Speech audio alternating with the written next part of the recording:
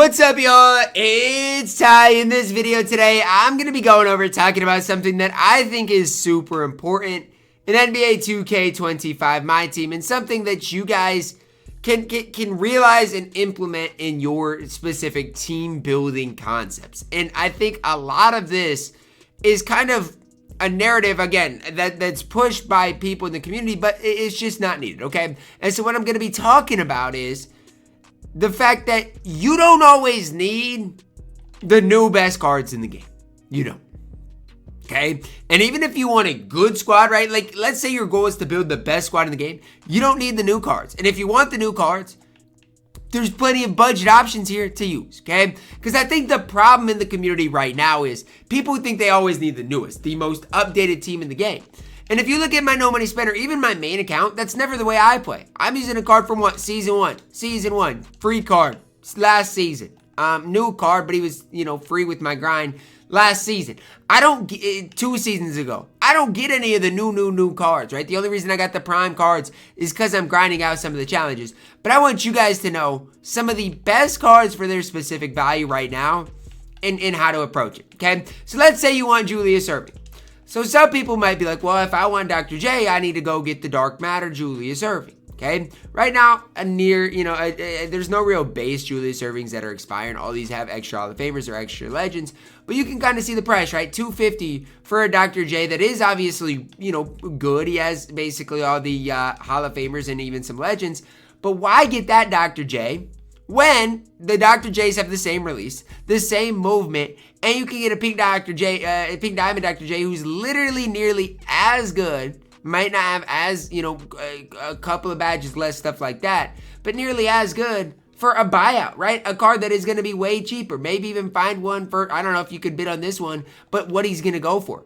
And so that's just kind of exhibit A of what I would do. And same thing if you want, LeBron James. I know the new Dark Matter LeBron is going to be the best LeBron, but why do this when you can get, why spend $1 million MT when you can get a Pink Diamond LeBron James that is souped up like I got here, that I'll talk about on my No Money Spent, for dirt cheap, like I got him for 90, I shouldn't say dirt cheap, but I got him for 90,000 MT. I got this Dr. J for 100,000 MT. These are cards that can absolutely play at the highest level, right? Like, you look at this Dr. J, he's got an 89 3 ball, he's got 96 speed, and badge-wise, he looks like this. You don't think this Dr. J that I just got is going to play better ball than, I'm trying to find a shooting guard from a recent drop, play better ball than George Gervin? Play just as good as ball as, all of these new Galaxy Opals? Like, that's one thing that I think the community has just lost so much sight of, is find guys that not only fit you, but that are cheap and souped up.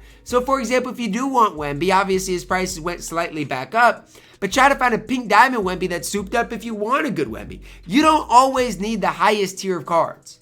And that's something that bugs me in the worst way, is people think they need all the Dark Matters. People think they need the 100 overalls. You do not need all of those cards. You don't. Like, again, if you get the right cards that are badged up and apply shoes to them, they're going to be perfect. Another thing I want to hit on, I got a free LeBron James, okay?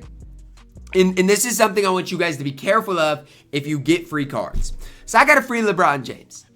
You may, if you get a Brian like this, if you badge him up, apply a shoe, you're already looking at 20, 30,000 for a free card, right? Because again, if I go through and apply Shifty Shooter alone, so he needs gold, bronze shift or silver Shifty, and then gold Shifty Shooter. That's just one badge, okay? But by applying that badge, I'm spending how much MT, okay? Could sell the Shifty Shooter for 700 MT, and then I could go sell the silver Shifty Shooter for whatever it goes for, and it adds up quicker than you guys realize. And so even when you get free cards, be careful spending a bunch of MT badging them up, okay? And I know it sounds like such a silly thing, but when I can get a Soup Braun for 80,000 MT, why would I spend 30,000 MT badging up a base Braun? Those are things that, yes, it seems silly to buy a card you've already got, but guess what? If I exchange my Braun, I can quick sell it for a little bit, and then I can go through and get the exact cards that I am wanting to add to the collection. So those are the things, obviously, as cards come out, like Moses is basically complete, Jason Kidd is basically complete. But just keep that in the back of your minds. If you do get any of these new cards, even these pink diamonds, even these galaxy opals, realize these are the base cards. Like realize you're not getting cards that are souped up. And meanwhile, in the auction house, you've got all of these really good cards that are souped up for dirt cheap. It's something that I feel so strongly about that just doesn't make sense to me. And it just seems like the community is so out against, or not even out, but so against running old cards. Well, guess what? If you get an old pink diamond Kristaps Porzingis, still don't think he's great defensively, but you can probably find one like this that has 9 legend badges, and if he has rebound chaser, box out, beast paint, patroller, you're looking at a KP that's really, really, really good.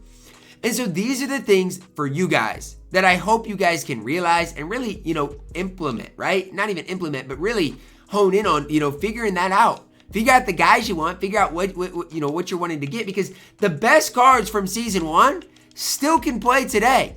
You look at a pink diamond Paul George, he is still in my lineup today. And this card came out in what, season 1, maybe season 2? But again, if you get a Paul George with some extra legends, some extra Hall of Famers, like, he's so good on this game. As times went on, yes, the Invincibles and 100 overalls have gotten so much better, but guess what? Dark Matters aren't even getting legend badges at this stage. Sure, the releases are getting updated, and that matters, but I'd go as far as arguing this. Like, if I look at the fan favorites, okay? And I'm trying to find a shooting guard, right? So that's the problem I'm having. But if I look at this Kawhi Leonard, is this Kawhi Leonard right here better than the Dr. J I just got? Probably, okay? Probably, but he's not worth 4 times the price of this Dr. J right here. He's not, and I love Kawhi. I think Kawhi's probably the best shooting guard in the game, or at least one of them. But it's just not worth it. And so at the end of the day, what I'm deciding to do on my No Money Spent, which you guys will see today, is just get these souped up cards for cheap, because those are the cards that are available right now for you guys, okay? And instead of, spending a ton on all the new Dark Matters and a ton of all the new 100 overalls and getting Manu for 150, oh, Manu is so good. I get Manu is good. I get it, and I agree, okay? But can I get a soup Dyson Daniels for the price of Manu, who I think would be better? That's just the question I have. I don't know. But can I get this Dyson right here with 4 legends? I don't love that Dyson. But can I get a soup legend for the price, or soup Dyson for the price of a guy like, the new Manu, right? These are the things that I think people don't think about, right? They just want all the new cards. And if that's the way you want to play, that's fine. But I think what I've had fun with is competing with the pink diamonds, competing with the galaxy opals, because if you find the right ones, not only are they just, like, they're nearly better than some of the top cards in the game. And so that's really what I'm trying to figure out is how did we ever get to this point in the community where you need all the new cards, right? Where you need all the Dark Matter 100 overalls. You don't, right? You don't, you never have, and you never will. Get cards that you like using, get cards that you are comfortable with, and use them.